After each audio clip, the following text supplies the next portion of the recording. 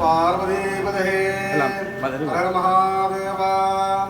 எம்பெருமான் மெய்யடியார்களே, இன்றைய தினம் நமது ஆலயத்தின் வருடாந்த ராங்கார் உற்சவமானது நிதி நிறைவேற்றிருக்கின்றது. அந்த வகையிலே 108 சங்காபிஷேகங்கள் நிறைவேற்ற முடிந்திருக்கின்றது. அதே சமயம் சங்காபிஷேகத்தை பற்றியும் திருவிழாக்களை பற்றியும் நமது வர்ணனையாளர் ஆன்மீக சொற்பொழிவாளர் கருணாதன் சஜீவன் அவர்கள் தற்பொழுது சொற்பொழிவாற்ற உள்ளார்கள். அதனை கேட்டு அனைவரும் பேரொருள்வாக பொருள்பெறுவாக. நன்றி, வணக்கம்.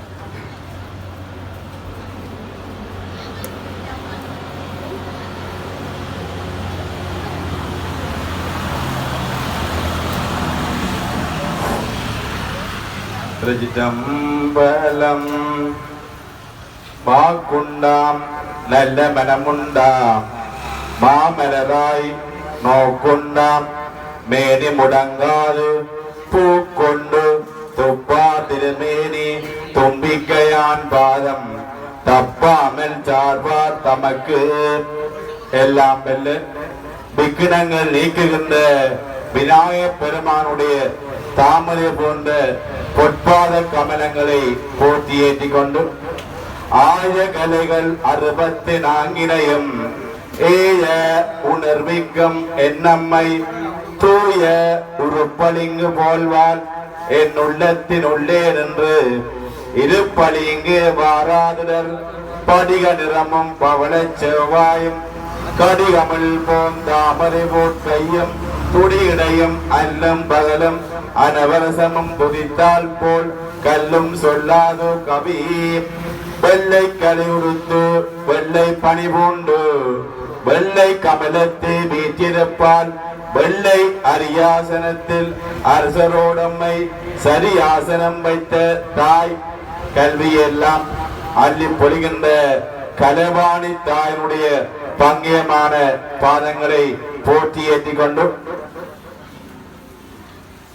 இப்பொழுது வேண்டுவார் வேண்டும் வரவனத்தையும் அள்ளி பொழிகின்ற கோப்பாய் ஆசிரிய கலாசாலை அருகாமையில் இருக்கின்ற ஸ்ரீ ஞான வைரவ பெருமானுடைய பொற்பாத கமலங்களையும் போற்றி ஏற்றிக் கொண்டு இந்த எம்பெருமான் ஆலயத்திலே சங்காபிஷேக பெருவிழா நடைபெற்று முடிவடைந்திருக்கின்றது. இந்த வேளையிலே நாங்கள் இந்த மனிதனாக பிறந்த நாங்கள் எல்லோரும் இந்த சங்காபிஷேகத்துடைய சிறப்பை நாங்கள் எல்லோரும் அறிய வேண்டும். நாங்கள் சங்காபிஷேகம் நடைபெற்றது 108 சங்கனால் இந்த ஞான வைரவ பெருமானுக்கு நாங்கள் சங்காபிஷேகத்தை செய்திருக்கின்றோம். இந்த சங்காபிஷேகம் என்று சொன்னால் சங்கு அபிஷேகம். இந்த சங்கு என்று சொன்னால் அங்கே சங்கை பாதைகள். இந்த சங்கு ஆனது அங்கே கடலிலே இயற்கையாக கிடைக்கப்படுவது. இந்த சங்கை இயற்கையால் அங்கே கடலில் கிடைக்கப்படுகிறது. அப்படி இயற்கையால் கிடைக்கப்படுகின்ற சங்கை பாருங்கள், எங்களுடைய விஷ்ணு பெருமானுடைய கையிலே இந்த சங்கு இருக்கின்றது. அப்படி இந்த சங்கினால் நாங்கள் அபிஷேகம் செய்கின்ற பொழுது எங்களுக்கு ஞான வைரவ பெருமான் லட்சுமி கடாட்சத்தை தருகின்றார். அப்ப எங்களுக்கு சகல எங்களை வாழ்க்கையிலே ஏற்பட்ட நாங்கள் அறிந்தோ அறியாமலோ தெரிந்தோ தெரியாமலோ செய்த பாவங்கள் துன்பங்கள் தீரங்கள் எல்லாம் இன்னைக்கு சங்கினால் அபிஷேகம் செய்கின்ற பொழுது நீக்கப்படுகின்றது.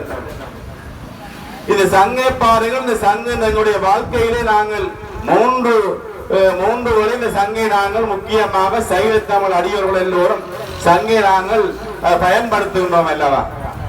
நீங்கள் அறிய வேண்டும். ஏனென்று சொன்னால் நாங்கள் ஆலயத்திலே சங்காபிஷேகம் நடைபெறுவது பார்த்துவிட்டு நாங்கள் அதனுடைய தாற்பயத்தை நாங்கள் விளங்க வேண்டும் அல்லவா? அப்ப இந்த சங்கை நாங்களுடைய மண்ணிலே மனிதனாக பிறந்த எங்கள் எல்லோருக்கும் இந்த சங்கம் 3 விதமான இடத்திற்கு பயன்படுகின்றது. ஒன்றை பாருங்கள், முதல் சங்கு. இந்த முதல் சங்கை பாருங்கள். இந்த முதல் சங்கு நாங்கள் எங்களுடைய தாயுடைய வயிற்றிலிருந்து பிறந்த குழந்தைக்கு பாருங்கள் சோறு பால் ஊட்டுகின்ற பொழுது அங்கே அந்தன பெருமகனால் அந்த முதல் சங்கினால் அந்த பிள்ளைக்கு பால் ஊட்டுகின்றால் இந்த முதல் சங்கு. அடுத்த பாருங்கள் அங்கே எங்களுடைய 4 மாற்றங்கள் இருக்கின்றதல்ல, 4 பூட்டாத்தங்கள். அப்ப 4 பூட்டாத்தங்களிலே அங்கே நாங்கள் அறம், பொருள், இன்பம், வீடு.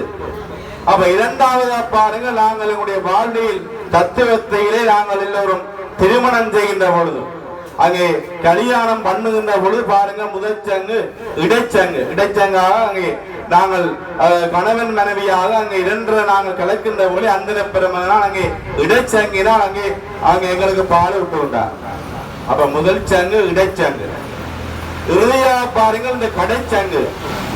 இந்த கடைச்சங்கை பாருங்கள், கடைச்சங்கு நாங்கள் எல்லோரும் வாழ்ந்து எங்களுடைய வாழ்க்கையெல்லாம் முடிந்து வையத்துள் வாழ்வாங்கு வானவன் வானுரையும் தெய்வத்துள் வைக்கப்படும். நாங்கள் அந்த உலகத்திலே வாழ்ந்து விட்டு இறுதியாக நாங்கள் எல்லோரும் அந்த இடத்திற்கு இறுதி இடத்துக்கு செல்கின்ற பொழுது ஒருவர் இறக்கின்ற பொழுது பாருங்கள், முதல் சங்கு இடைச்சங்கு கடைச்சங்கு.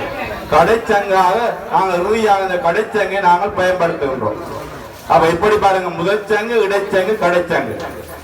இந்த சங்கை பாருங்கள், அங்கே கந்தபுராணத்திலே அங்கே முருகப்பெருமானிடம் அங்கே சூரவெப்பன் போர் செய்கின்ற பொழுது அங்கே இருக்கின்ற தேவாதி தேவர்கள் எல்லோரும் சங்கு ஊதி அந்த இடத்திலே ஓசை எழுப்பி மாற பார்த்தார்கள். இப்படி சங்கு பயன்படுத்தப்படுகின்றது. அப்படி இந்த